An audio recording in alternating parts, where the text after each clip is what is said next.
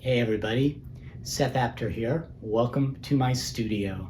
I live in New York City on the 29th floor and I have a wonderful view out the window. But honestly, my favorite view in the studio is right behind me.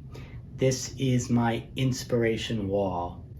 I have created studio walls for 9 years and it has become a ritual, an annual event that I both look forward to and also I'm a little afraid of, because it is a Herculean task. What I do is at the end of every year, I take this bad boy down.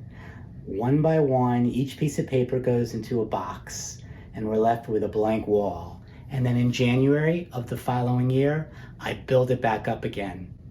I don't do it over weeks. I do it over days. I just sit there and rebuild the wall.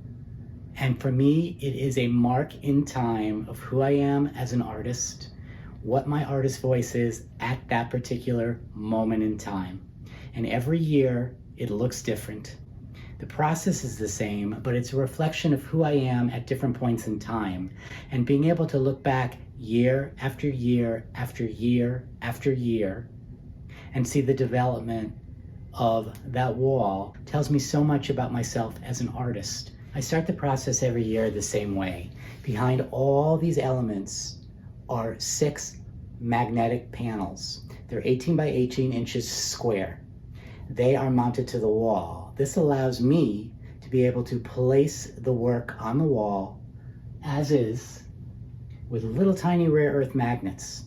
Now, you probably didn't notice those magnets when you first looked at the wall, but once you see them all over. There are hundreds of these little tiny magnets everywhere that just become part of the scape. The way I started is with background paper. Very often I take commercial scrapbook paper. I have so much of it, like probably many of you do as well. And I place it over the boards to create a background because I don't like the silver shiny metallic coming through. I'd rather have a grounded, beautiful color base. And then I just begin. And honestly, I create this board exactly the way I create my art. I put one element up. I choose it, I put it up, it stays there. From there, I put something next to it and I build and build and build. So when you see it from start to finish, there are moments in time when you can see the background, and then there are moments in time when all you can see is the beauty of what's up here. This board sits by me. I spend so much time in my studio at one table where I create my art and also where I work on my computer. It's right next to the board. So it is always in my view and I look at it constantly for inspiration. It might be a color, it might be a word, it might be a piece. But what's interesting is I rarely, if ever, take something off the board. So when that board goes up in January, it stays up for the entire year. On occasion, I do take something off or I add something, but mostly it is a mark in time for that entire year. Who I was in January is exactly what I see the following November. The pieces and the elements that are up there are a combination of everything. Just like mixed media, you can use anything when you create an installation like this. So some of these pieces are artworks of mine.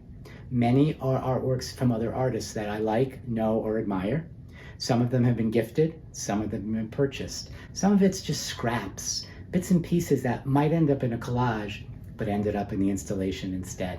Now, you may be inspired by this, but you may be thinking, no way do I have wall space for something like that. No way do I want to take on that effort of creating something so big.